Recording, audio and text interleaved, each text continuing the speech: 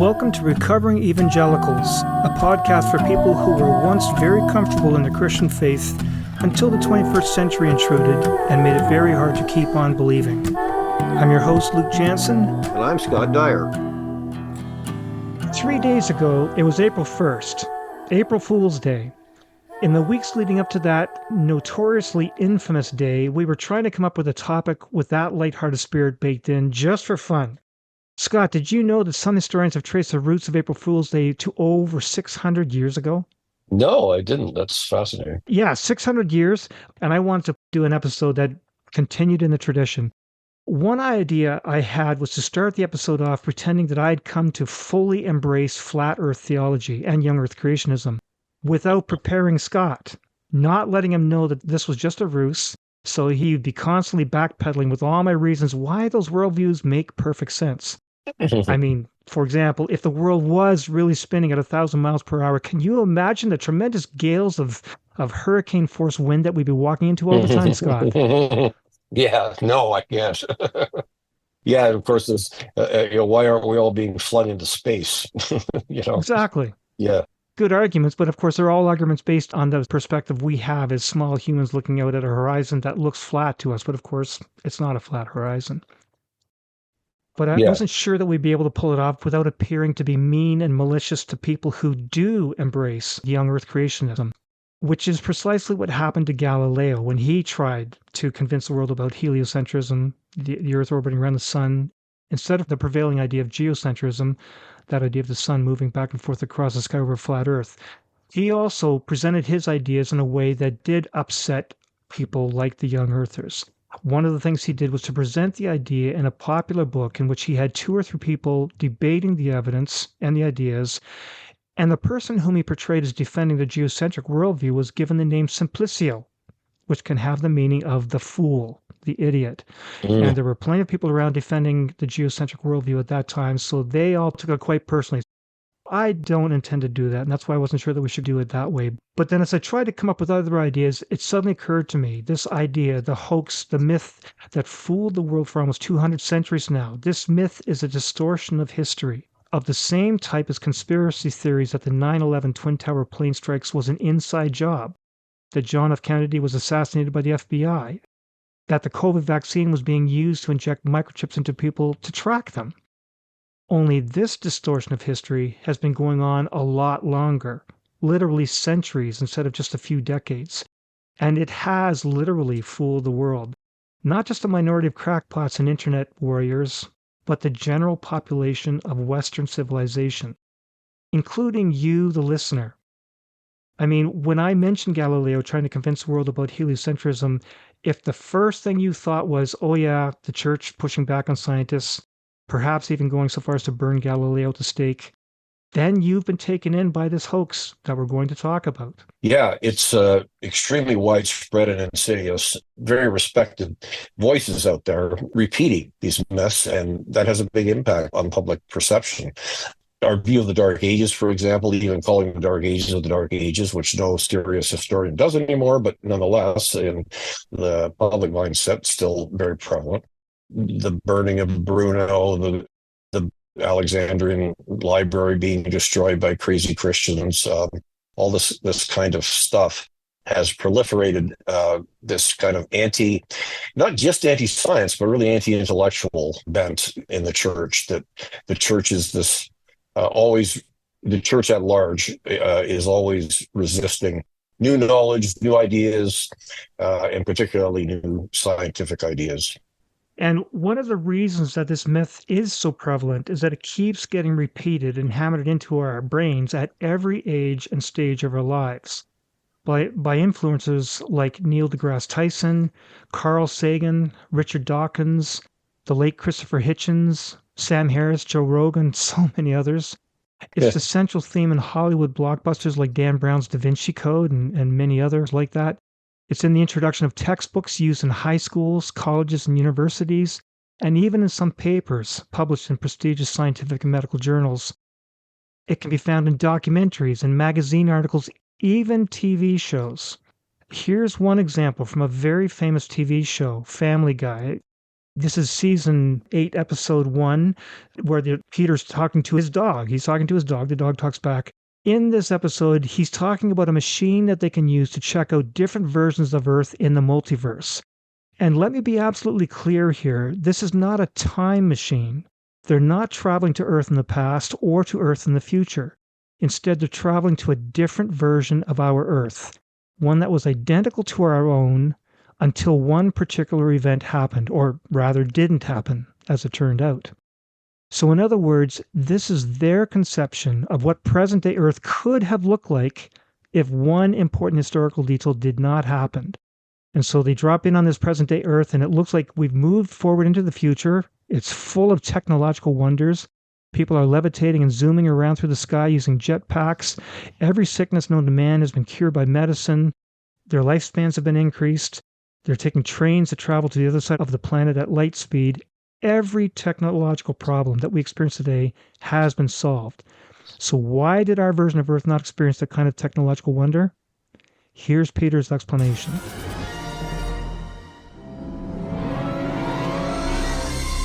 Where are we? This is Cohort, Brian. Same year, same time. But in this universe, Christianity never existed, which means the dark ages of scientific repression never occurred, and thus humanity is 1,000 years more advanced. Ergo, so, what did you think, Scott?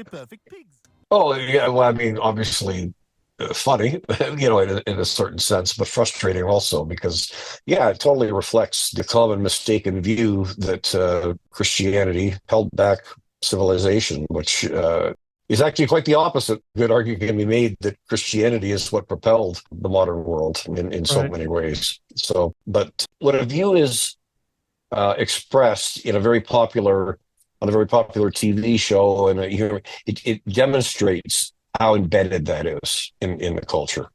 How embedded it is, yeah.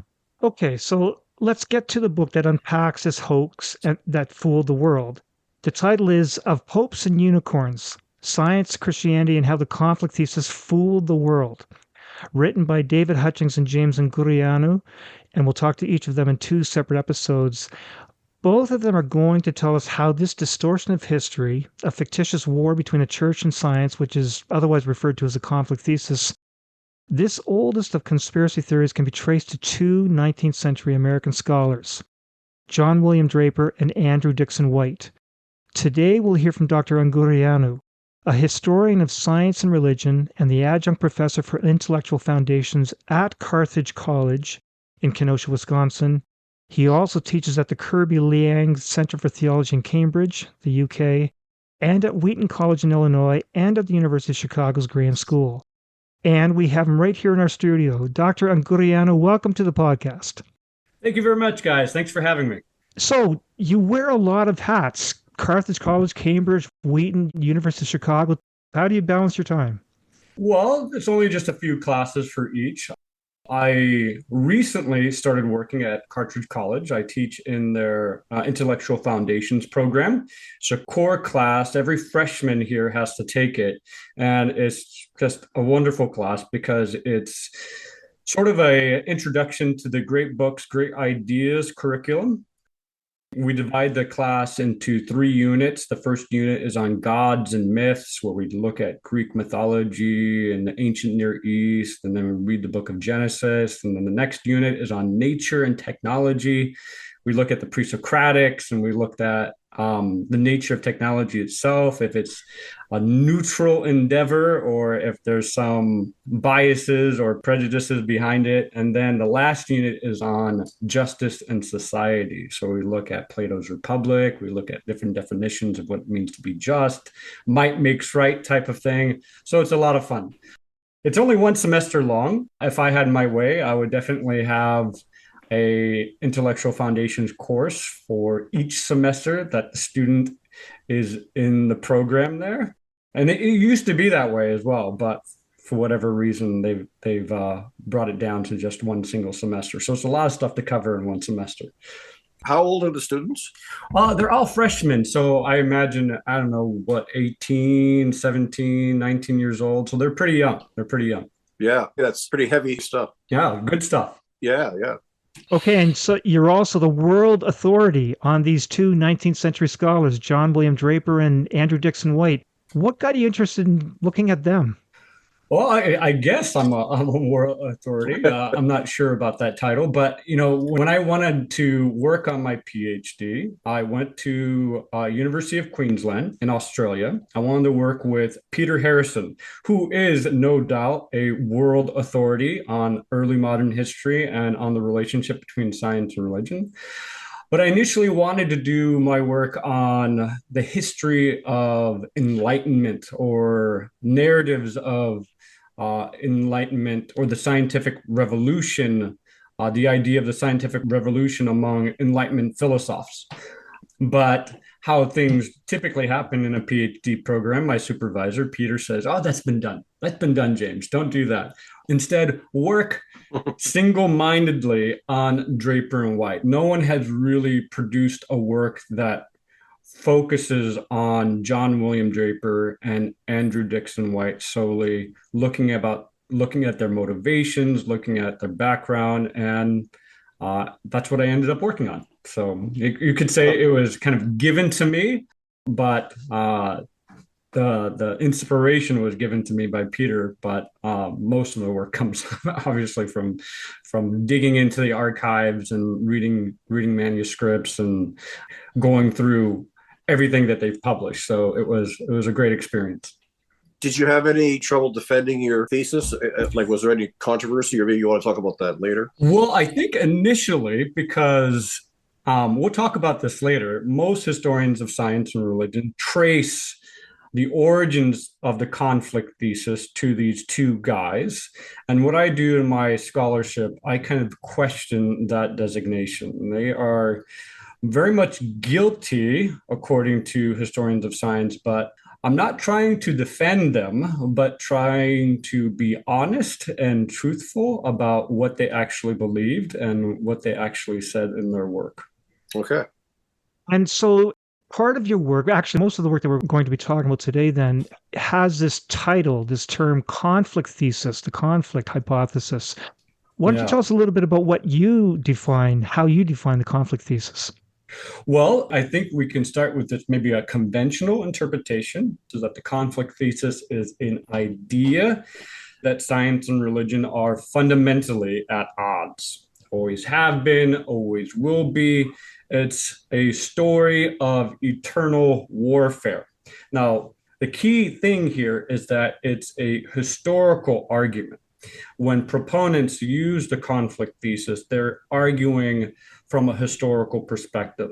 They point to examples like Christianity supposedly caused the decline of ancient Greek science, that the medieval period was an age of intellectual darkness, the church putting Galileo on trial for heresy, and of course there's a supposed backlash against Darwin's theory of evolution, often framed as a religion rejecting science out of blind dogma. That's the conflict thesis in a nutshell. That's how most people understand the conflict thesis.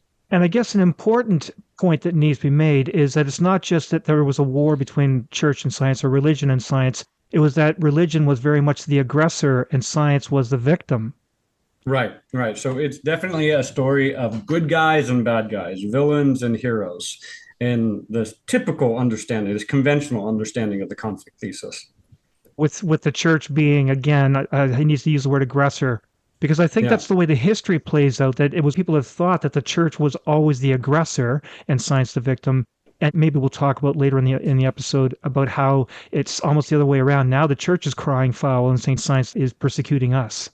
Yeah, but the thing is, for over a century now, historians have been kind of dismantling that kind of superficial, simple narrative.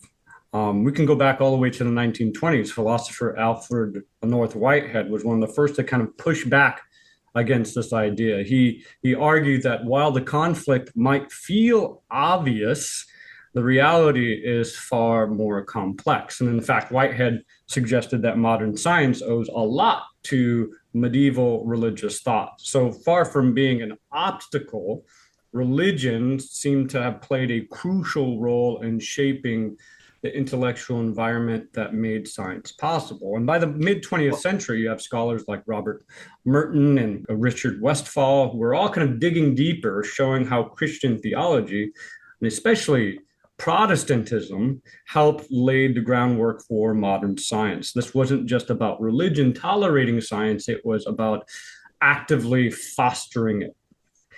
But by the 1970s, something else happened. There was another key discovery going on, at least in the scholarship. The so-called conflict was largely, according to historians, a 19th century invention. And it was tied to specific debates over geology and Darwin's theory of evolution. But even then, it wasn't as simple as a science versus religion. You have church historian like Owen Chadwick. He pointed out that it wasn't always science that was against religion, but sometimes it was scientists who were actively against religion. And then kind of a key text in this for your listeners, maybe they can look it up. This is James R. Moore. James Moore published a book in 1979 entitled Darwinian Controversies. This is another added layer of nuance in the scholarship here. Moore demonstrated that religious responses to Darwin varied widely, from outright rejection to enthusiastic acceptance. And I think his work helped shift the conversation away from conflict and toward a more complex view. And then by the late 20th century, rather, the dominant view among historians, people in my field, is that the relationship between science and religion is far too rich and multifaceted to fit either into a simple conflict or concord narrative. Key figure here is John Hedley Brooke. He published probably one of the best books on the history of science and religion in 1991, Science and Religion, Some Historical Perspectives. And he concluded in that narrative that the real lesson to be learned here turns out to be one of complexity. So the conflict thesis, it's more than just a myth. It's a story that resonates because I think what's happened here is that it's easy to tell. But in reality, according to scholars, the real relationship between science and religion is far more nuanced and in that sense, far more interesting. And you're emphasizing that you can't oversimplify this, but that's one thing that I do want to talk about. It'll come out many times in our conversation. There are many people who will oversimplify. They will talk about the history being grossly misrepresented, and some will even talk about fabrication. But the point I want to get to here is that this is often the central argument for the likes of Carl Sagan, Neil deGrasse Tyson, Richard Dawkins, Sam Harris, the late Christopher Hitchens, and many others. And this is what they do. They employ this argument and they really oversimplify it. And this has wriggled its way into the consciousness of Western society. It's in our zeitgeist. Yeah, it's really become part of what it means to be modern, to hold this assumption, to hold this historical view. To be modern, to be a modern person, you just automatically believe that there must be some kind of conflict between science and religion. And that is indeed the assumption for most of my students at Cartridge when they take the class on specifically that unit on nature and technology, where we talk about the history of science and religion. And all of them, they approach with the assumption that science and religion, they're in conflict. They don't work together. And these are high school kids, right? They're just graduating high school. So whatever is happening in public school or wherever school they go to, they just automatically believe. It could be from movies. It could be from political pundits. It could be from the textbooks they're reading in high school. But the assumption is there, and it's everywhere.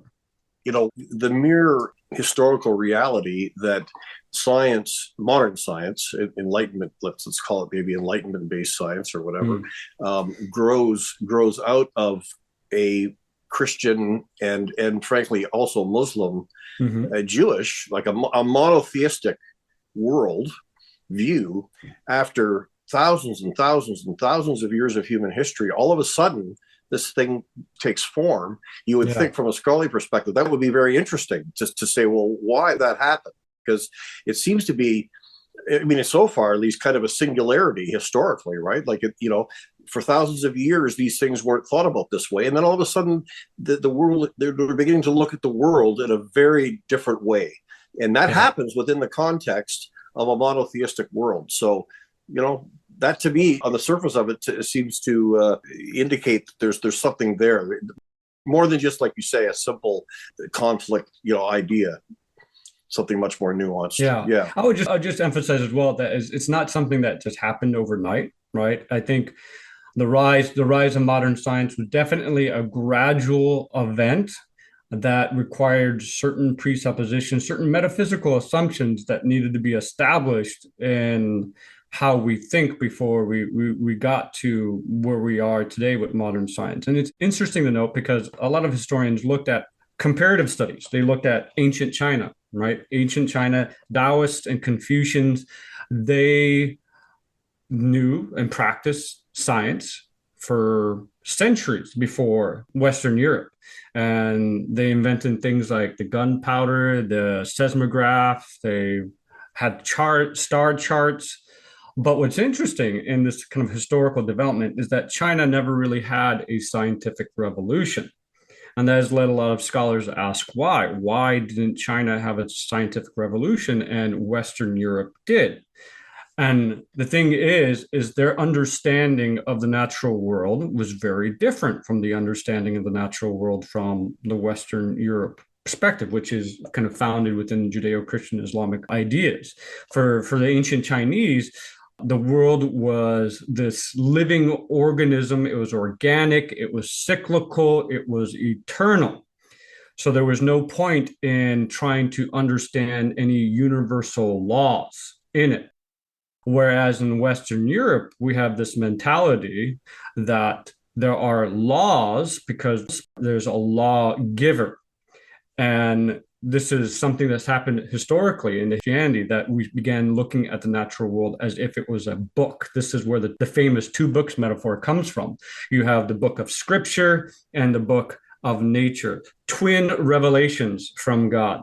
They require different ways of interpretation, different hermeneutics, but because they were books, the Western mentality looked at nature as a text to decode. And that really started a more experimental, observational approach to the natural world.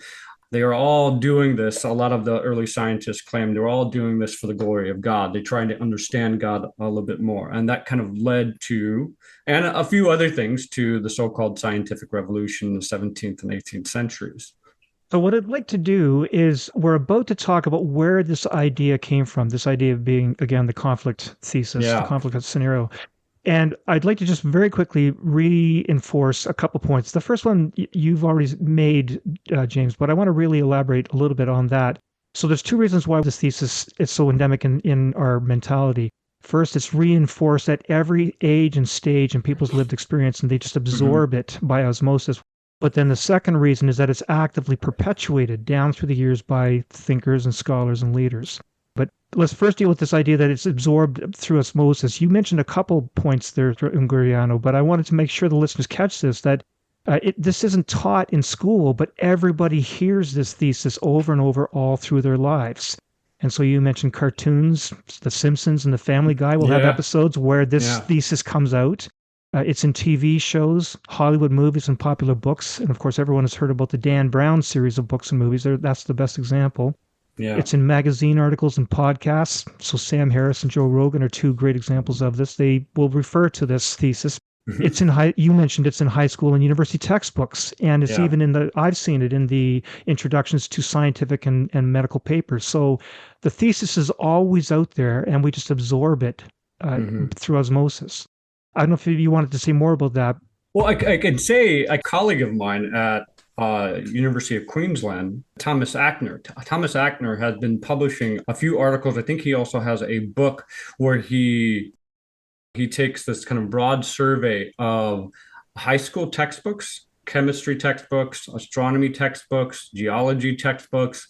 And these are books that have been published in recent years, within maybe the last decade or so. This is at a college level and a high school level.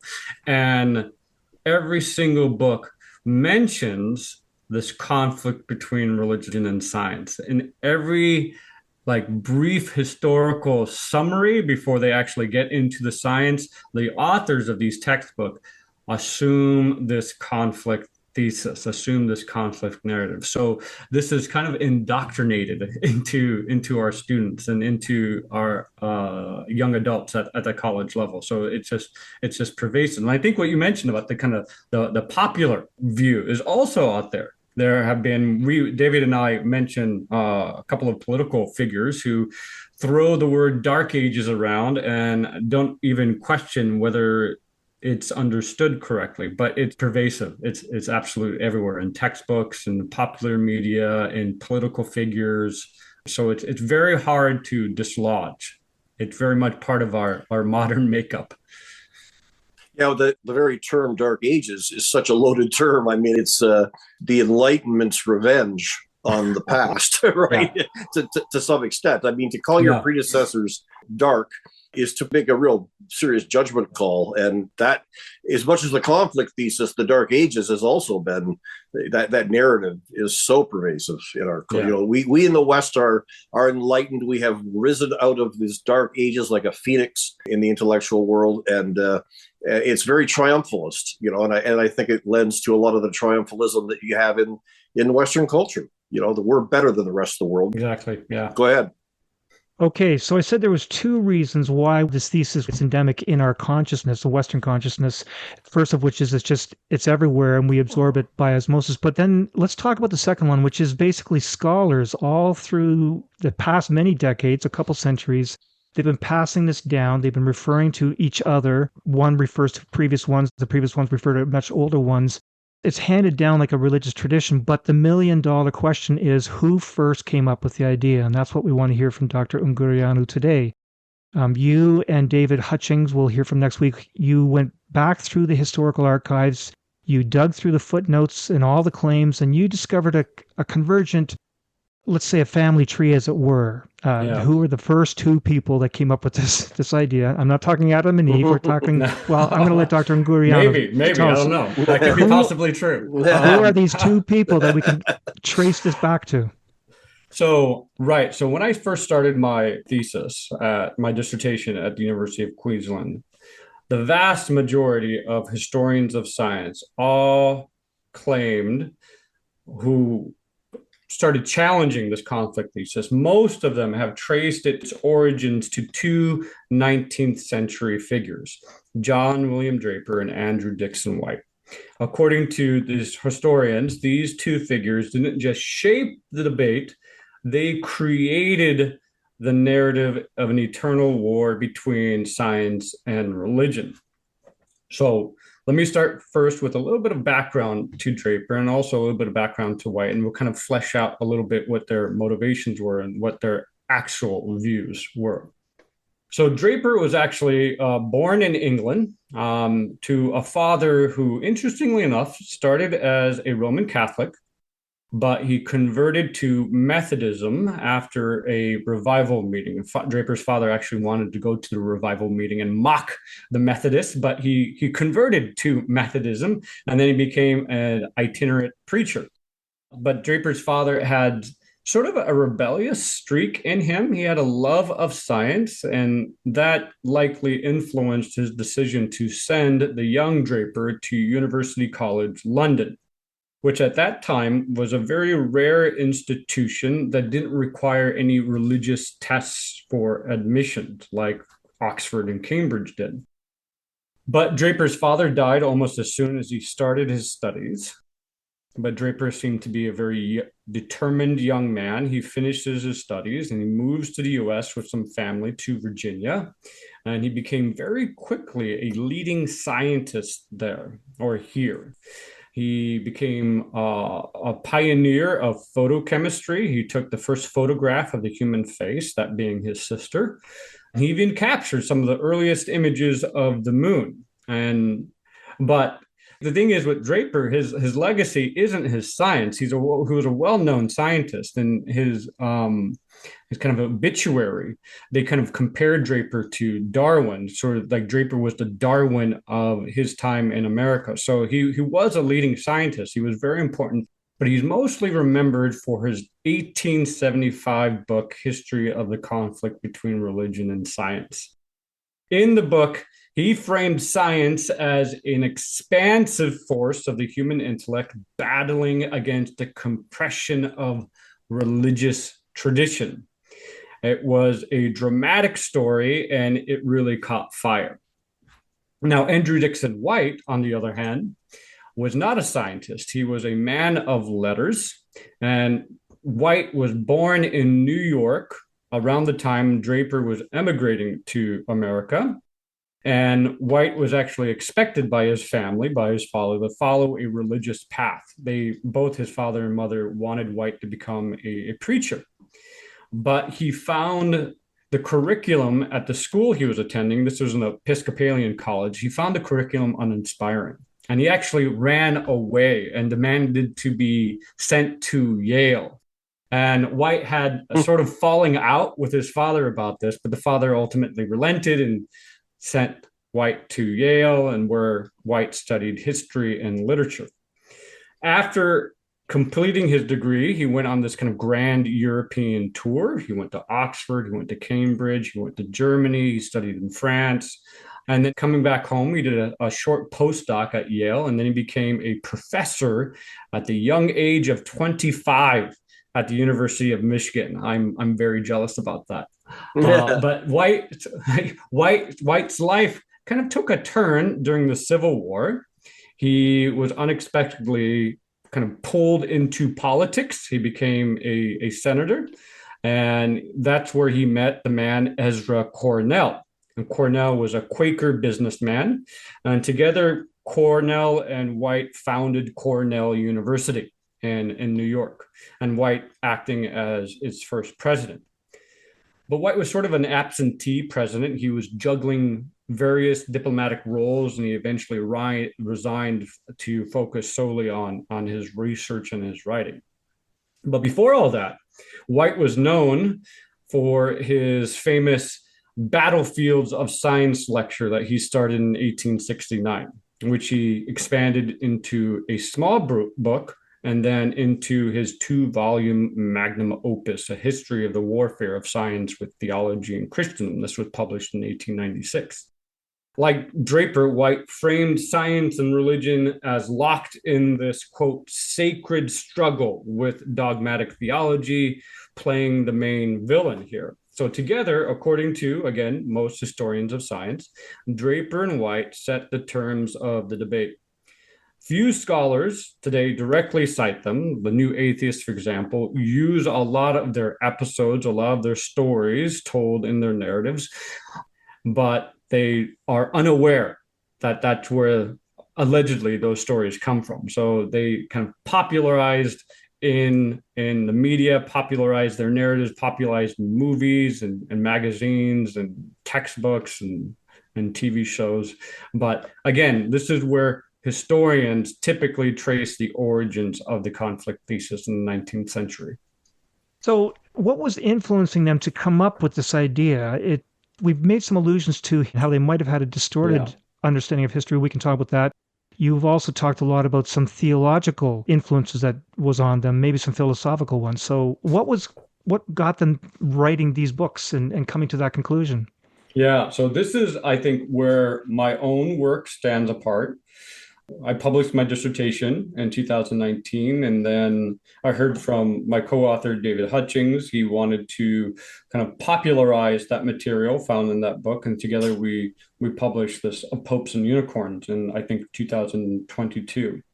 So what I'm doing in my work, I'm not just debunking Draper and White's narratives. I think that's been done for about 100 years now. What I wanted to do is I wanted to dig deeper. I wanted to know, why did they argue the way they did? What were their motivations? What did they actually believe? And the answers here are actually quite complicated. And maybe my conclusion is maybe a bit surprising, because I don't think Draper and White are guilty of the charges most historians level against them. Ironically, I think we've misunderstood them because we've ignored what they actually said they were doing in their books. And this doesn't mean their arguments were correct, but I think to truly understand them, we need to read their works as sort of as primary sources. as windows, as a lens to the intellectual and cultural climate of their time. And this is especially important when it comes to Draper's idea of true religion. These things get a little messy here, so bear with me. Draper wasn't attacking religion itself. It's pretty clear if you read his respective works carefully. He wasn't attacking religion itself. He was actually advocating for a return to what he saw as a pure, more rational form of Christianity. In his early lectures on chemistry, for example, in New York, he sounded something like a natural theologian. He was speaking about the laws of nature as evidence of a divine creator. And this rational Christianity, this rational form of Christianity drew on thinkers like Francis Bacon and the early members of the Royal Society, and later English deists like John Locke and even some of the French philosophers. So these figures saw the Protestant Reformation as a kind of a turning point, not just for religion, but for science as well. And we'll get back to that kind of Protestant narrative in just a moment. But Draper, in fact, relied heavily on Protestant historical narratives. He followed thinkers like Edward Gibbon, German Lutheran historians like Johann von Moscham, and English clergymen like Conyers Middleton, and so on. So these sources actually shaped his view of a history as a struggle between true religion and corrupt institutions, human forms of religion. And a key point that's often overlooked is that Draper's history of the conflict was actually a condensed version of an earlier book that he published in 1863 entitled History of the Intellectual Development of Europe. Interestingly enough, in that earlier book, Draper made a kind of crucial distinction between what he called Christianity as a gift of God. I'm quoting his terms here, his words. He thinks Christianity was a gift of God, but ecclesiastical organizations as human inventions. And he used this Protestant trope that argued the paganization of Christianity under Emperor Constantine had led to what he said, the tyranny of theology over thought. So in his view, the Christianity of the apostolic era, the early church, had been corrupted. And this corruption was responsible for the decline of religious faith, not science. And even in his history of the conflict, if you look closely, Draper is still making this distinction. He's focusing, he says this at the very beginning, he's focusing on what he called orthodox or extremist views, deliberately ignoring the kind of more moderate Protestant positions.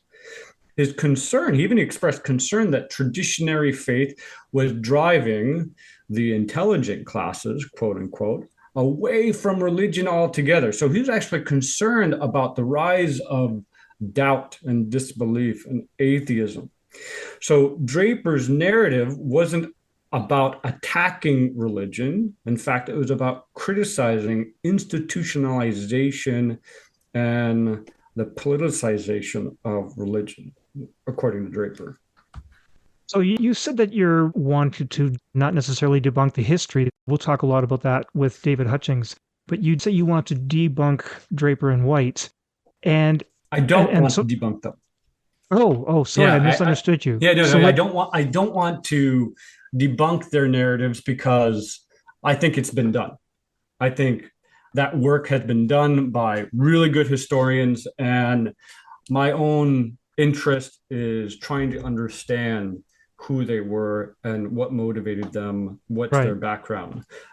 But that's not to defend their position, but to simply do the work of a historian and shed light on these motivations. So I do what I can, not to place judgment on them, but to try to kind of understand what they were about.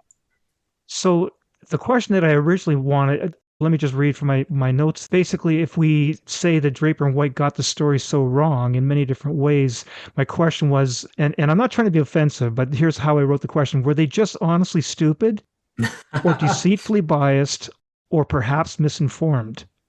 Well, here's I think the key thing. So based on this kind of unearthing of Draper's motivations, I think two key points emerge here, and we can talk about this in more detail later. The first thing is that Draper's historical framework, Draper's historical understanding was deeply influenced by Protestant historians, many of whom predated the 19th century. And second, his intellectual heroes, the intellectual hero for Draper seems to have been Joseph Priestley. Joseph Priestley was a Unitarian minister and chemist himself. So Draper actually really admired Priestley's relentless pursuit of truth, even as he moved through various religious positions before settling on Unitarianism. So Draper was clearly not an atheist, but he was part of a tradition that saw science as a way to uncover the divine order of the universe. In this sense, he firmly belongs within a particular stream of the Protestant tradition, one that was rationalist and one that was anti-dogmatic. And is Priestley part of this group that I read about in your book, a very mysterious and almost dark group that was called the X Club? No, Priestley was before the X Club, but Priestley also influenced a lot of the members of the X Club. Thomas Henry Huxley, John Tyndall, both of them practicing scientists. They both admired Priestley. But interestingly enough, we have a kind of a new generation with the X Club, with Tyndall, Herbert Spencer, and Huxley, who, as some scholars ironically referred to them, they were using Protestant terminology minus Christianity. So they spoke and they thought like Protestants, but they rejected all aspects of Christian doctrine, whereas Draper and White still maintained various strands of Protestant, the more liberal strand of Protestantism, but the X Club members rejected all forms of institutionalized religion. But that doesn't mean they were anti-religion. Most of them would say they were agnostic. They just, their answer to the question whether God exists is the shoulder shrug. I don't know if he exists. He may exist or he may not. But it's not important for science, according to them. So this is a new generation that's picking up on this conflict narrative that really has its origins in Protestant historiography, and they are secularizing it more and more. And at the beginning of the 20th century, you actually have free thinkers and atheists and secularists who actually take it one step further. And they use this narrative across the board, across every single religious tradition. So in many ways, this is a story of unintended consequences here, all tracing it all the way back to the Protestant Reformation in a way. This group like Thomas Huxley and, John Tyndall and Herbert Spencer. Right. Were they kind of the original new atheists, like in a sense, that I think they would not own up to that title, because there are letters between Huxley and religious figures at the time, the more liberal theologian. Okay. Huxley expresses his disdain towards a lot of what you could say were the new atheists back in the 19th century. Robert Ingersoll and other secularists who were promoting secularism for a new society, for modernity. Huxley actually hated their rhetoric and hated their approach. He believed very strongly you simply can't know. The human mind cannot possibly know whether or not we're very limited. So Huxley would actually very much disown the title of atheist. He created the term agnostic. He wanted to be agnostic. But the thing is with the new atheists, they see Huxley and Tyndall and Spencer as sort of like their intellectual heroes. I think Richard Dawkins in particular is a big fan of Huxley. But I don't think Richard Dawkins really understands Huxley and what he was trying to say either. So again, this kind of simplification, popularized version of not just Draper and White, but also the X Club members. Well, given Dawkins' Darwin fundamentalist kind of mentality, anybody who was known as Darwin's bulldog, as Thomas Huxley was, I'm sure, would be a hero of his. you know.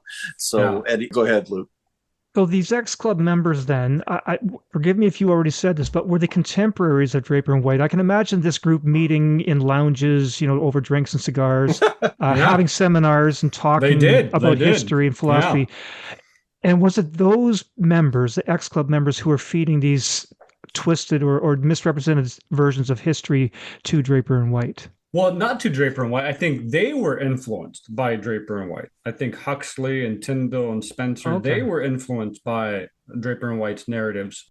I mean, Tyndall, in his famous Belfast speech, late in the 19th century, he referred to Draper's narrative. He kind of encouraged people to read Draper's narrative. And there's correspondence between Draper and Huxley in the archives. So they knew of each other. They knew of each other's works. They admired each other's work. And I think in some sense, the success of Draper's narrative, his history, influenced Tyndall to kind of move in that direction himself. I mean, Tyndall was a well-known practicing chemist, scientist, and he was very much respected in Victorian England. But reading Draper's narrative kind of encouraged him to start writing his own history as well. And that's the Belfast Address, his own kind of history of the intellectual development of Europe. So I think Draper and White were the major influences on the X-Club members. But again, they're slightly removed. They're a little younger, and they're taking this narrative and they're making it something else. And I think part of the reason why is because of their popularizer. Another key figure in the story, often overlooked, was a guy named Edward Livingston Humans. Now, he was the science editor of the very famous D. Appleton and Co., a major publishing house in New York. And he played a crucial role in bringing the works of Darwin, Huxley, Tyndall, Spencer, and other European scientists to an American audience. But Humans' most significant contribution here was his role in popularizing the narratives of Draper and White. Draper and White published their works with Humans.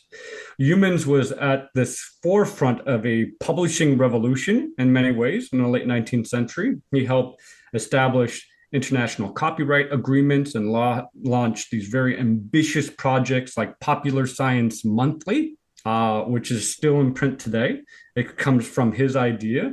There's this International Scientific Series, which aimed to spread the latest scientific discoveries to kind of a global audience. And these efforts made science more accessible and helped shape public understanding of its relationship with religion. Now, again, here's another little nuance. Humans was a member of a group called the Free Religious Association, the FRA. It's a group founded in 1867 in Boston. The FRA brought together radical Unitarians, Universalists, spiritualists, transcendentalists, and other religious minorities who sought to promote something as free thought, moral philosophy without any constraints of institutional Christianity. They advocated for what they called a religion of humanity that emphasized individual conscious moral intuition over any kind of dogmatic statements. And Humans served as the vice president of the FRA. And he gave a really notable speech in 1873, just a couple of years before he published Draper's work. And he titled this speech, "The Religious Work of Science." The religious work of science. And in this speech, he argued that science, far from being the enemy of religion, was, quote, its most powerful ally and best friend, end quote. He believed that science explored the works of God, while religion dealt with the sentiments and emotions directed toward the divine. So for Humans, the work of the scientists, uncovering the laws of nature, was inherently a religious work. It's because it revealed a divine order of the universe. So humans saw conflict not between science and religion, but like White, he saw it as between science and dogmatic theology. He believed that dogmatic theology had always been the adversary of scientific progress. He was a strong advocate for the new theology. He called this the new theology, the religion of the future, which he believed would be freer and more adaptable than traditional Christianity. And he found Draper and White, he actually referred to Draper and White in the Popular Science Monthly as peacemakers. They were the peacemakers who were trying to not start a war between science and religion, but try to reconcile science and religion. Whether or not they succeeded is debatable, right? But humans and many of his contemporaries believed that separating religious feeling from doctrinal orthodoxy was the key to harmonizing the new scientific knowledge with an ancient faith.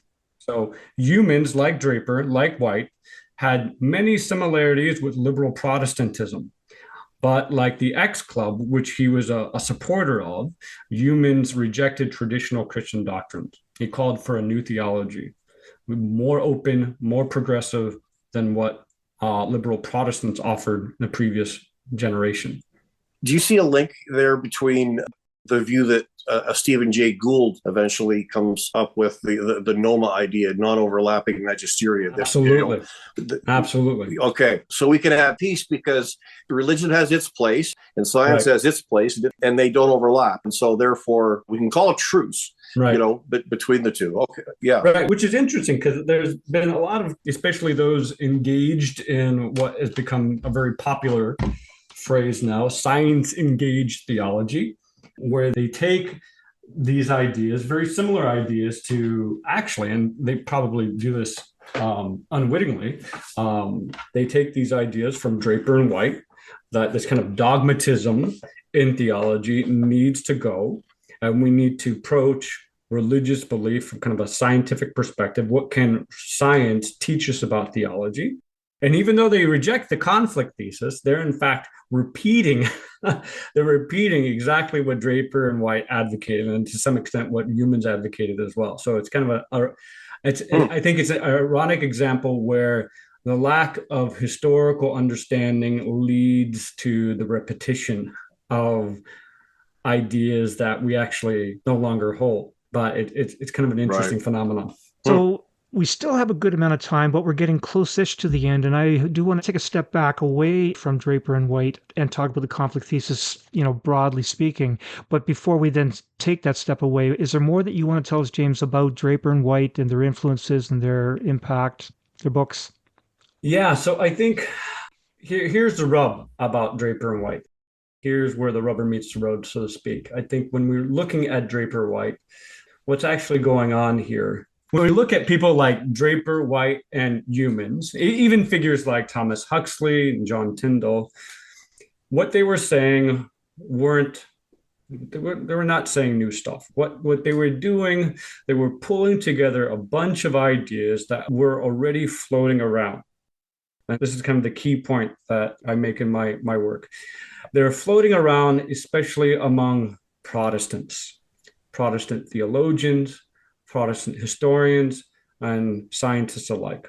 The conflict or warfare they described wasn't really about science and religion as we think. Instead, it's a clash between different strands of Protestantism. On the one side, you have this new theology of liberal Protestantism that was emerging around the 18th and 19th century that kind of downplayed scripture, dogma, institutional authority.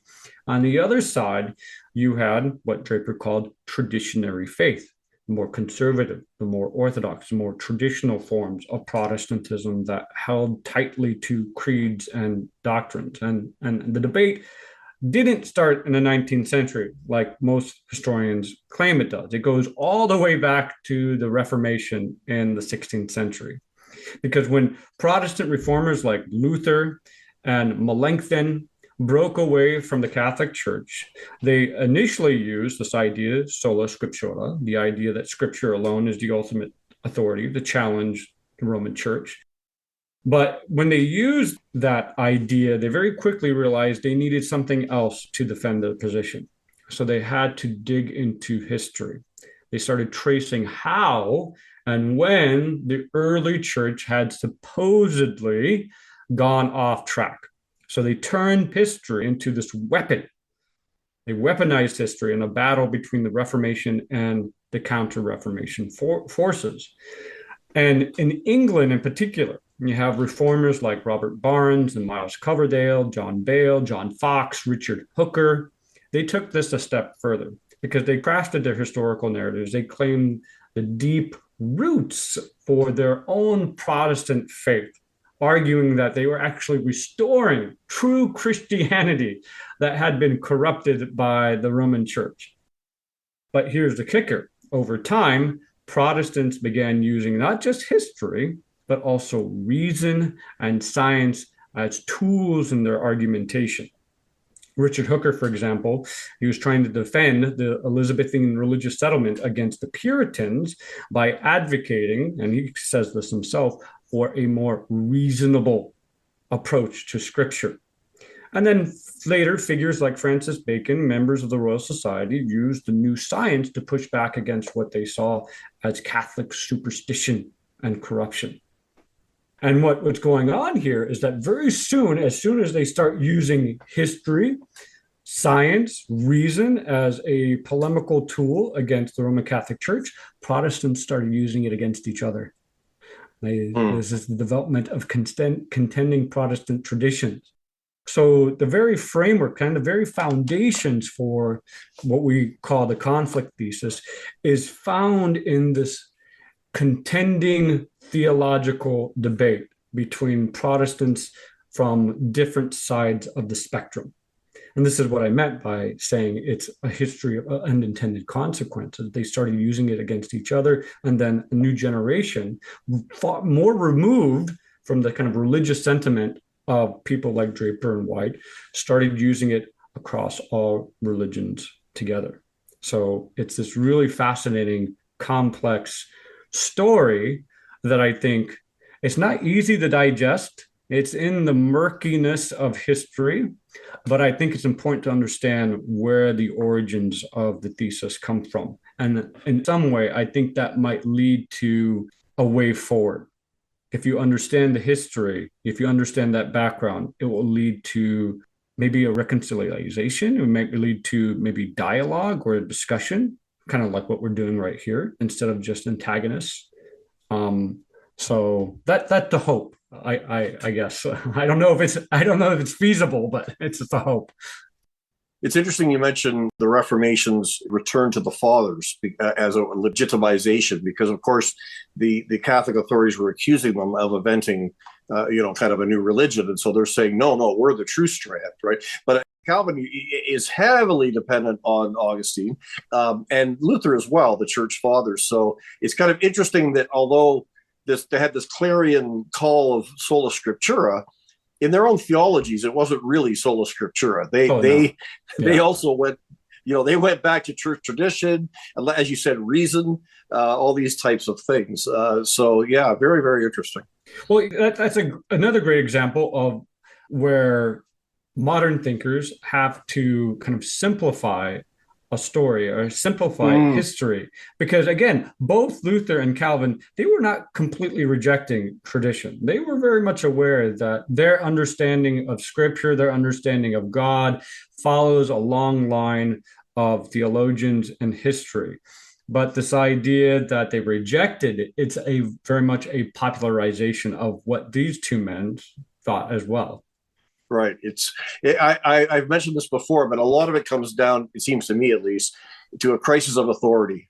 Who's going to be the authority to establish the truth? Is it going to be the magisterium of the church, or is it going to be the individual believer? And that was, of course, revolutionary for the time. And Luther himself was very upset with where that led, to eventually the Anabaptists and so on. So talk about unintended consequences. The question of authority is really interesting because for those of us within kind of a religious tradition, that is definitely an issue.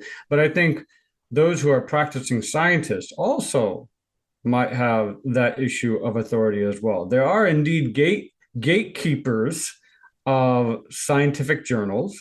There are gatekeepers in your scientific work, and often it's not scientists who are the gatekeepers, right? Science today is largely funded by corporations, by governments.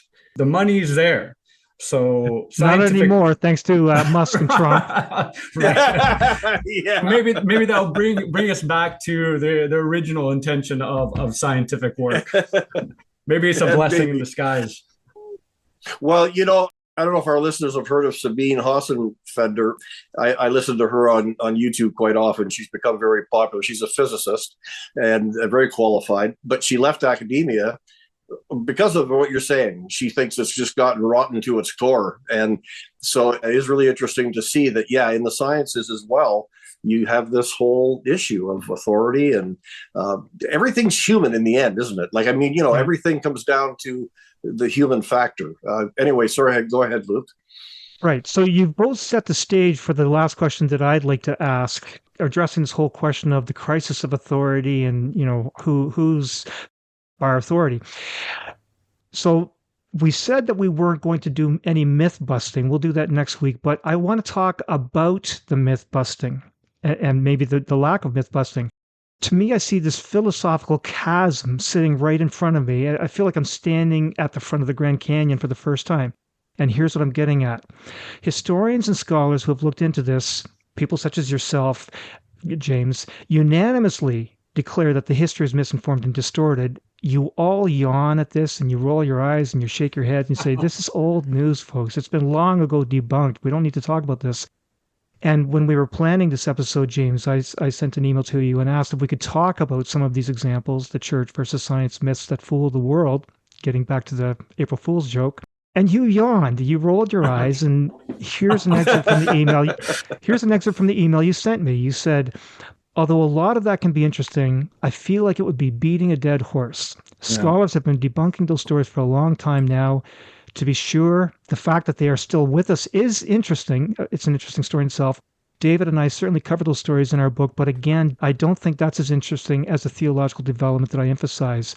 But that could just be me. But I think this topic is worth discussing in the podcast. This is why some scholars are just tired of debunking these stories. And so that was you, James, and I've heard that the same sort of thing from other scholars and people who are very familiar with the actual history. They all see this as debunked in old news.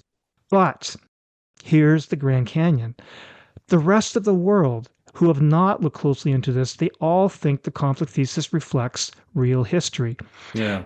This includes your other scientists and philosopher colleagues, scholars in the academy, and very smart and influential people like Neil deGrasse Tyson, Sam Harris, Dawkins, Christopher Hitchens, let alone all the rest of the world, many of our listeners, the lay people, friends and family, neighbors and church members.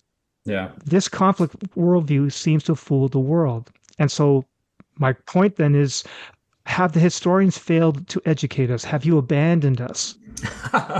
Well, great question. Great question. So a couple of things. I think the eye rolling that you're getting from most historians who are kind of unwilling to talk about this, I think, honestly, it's simply out of frustration and maybe even exhaustion. They feel like they have spoken to a wall. They're speaking to a wall. No one's listening. No one's interested in complexity. No one's interested in the murkiness, the messiness of history. People like a fun story. They want to be entertained. They want a Marvel movie. They want clear distinctions between the bad guys and the good guys. And I don't know if it's psychological. I don't know if it's just how our brains naturally gravitate to this kind of clear, no one likes the gray area. They just want light and dark. And it could be psychological. And again, I think it's just, we're at the point of just being exhausted. We have published numerous books. I mean, this book of Popes and Unicorn is a popular version of my original dissertation with kind of an added focus on debunking certain episodes. But it hasn't received wide distribution. Now we've sold plenty of, I think, a good amount of copies of the book, but it's not reaching the kind of audience that we hope it to reach. Maybe after this episode, there will be more purchases. But it just seems that even at the popular, lots of scholars, Ron Numbers, well-known historian of science, he's been publishing before he passed away last year. For decades, he's been publishing more popularized versions of this kind of complexity thesis, kind of spearheaded by John Hedley Brooke. But it's not reaching anyone. It's like we're only talking to other academics who already know this stuff. We already believe this stuff. We already know it's complicated. But I think people in general, they don't gravitate towards that. And I think another reason why is that there is this polarization going on among not just people from the left or right or people who are non-believers and believers, but there's this kind of polarization. I endlessly trying to warn people about climate change, for example, trying to warn evangelicals in particular about climate change and why that's important. No one listens. And I think it's because they don't believe in the science. I think simply giving them scientific data about how we're on the cliff here or we're about to fall over, it's not enough to convince them to make a change. I think what needs to be done, and this is what I've done in a series of articles I published a couple of years ago in Credo magazine, is show them the theological importance of creation.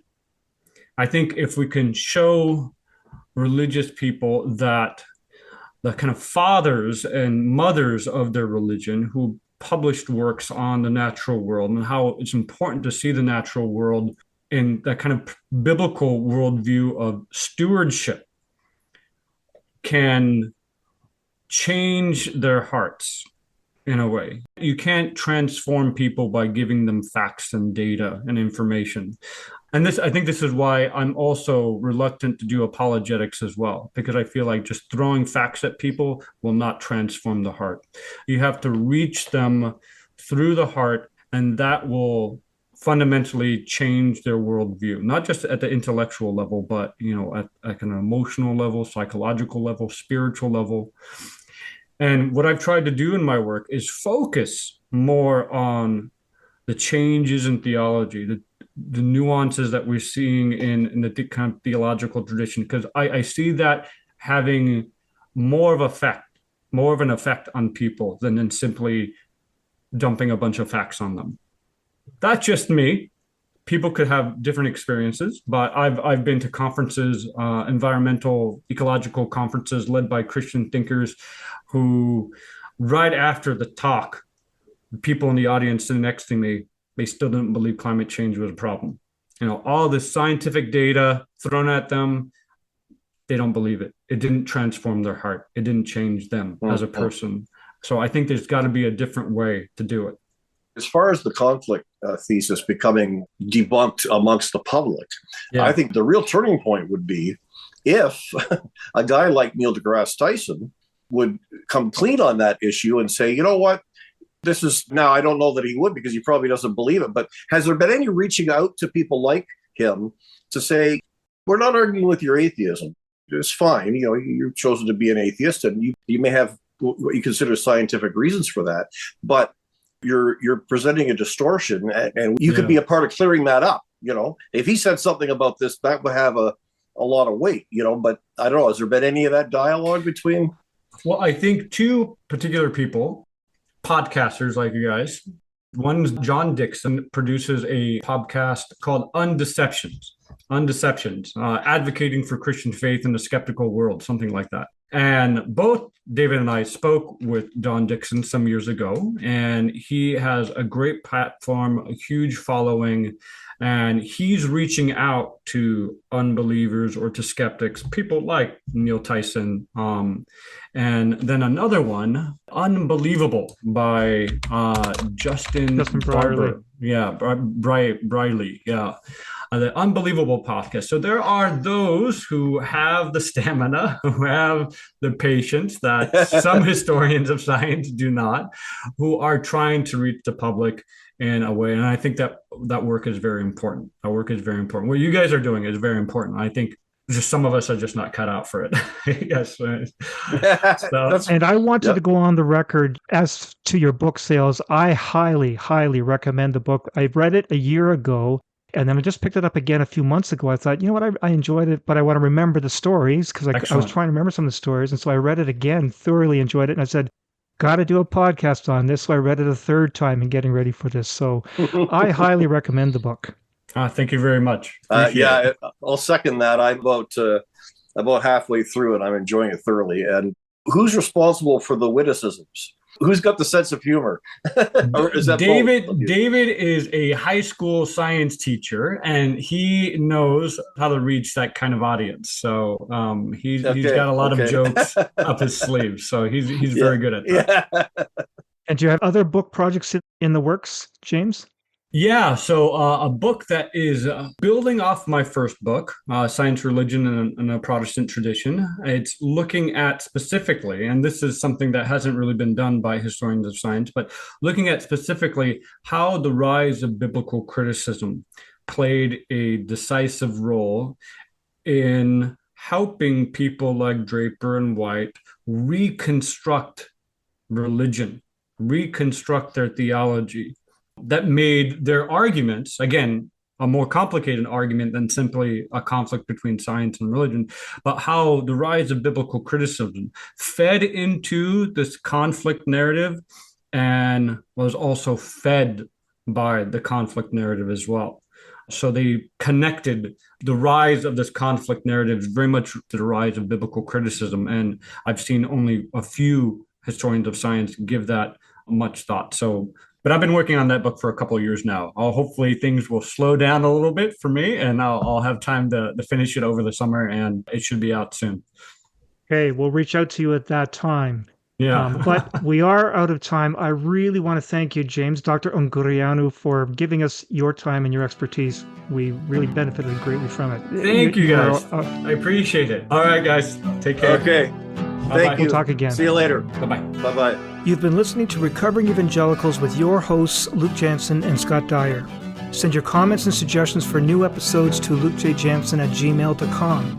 Join our private discussion group on Facebook by searching for the Recovering Evangelicals podcast group. Look for the logo that you always see at your favorite podcast catcher and ask to be let in.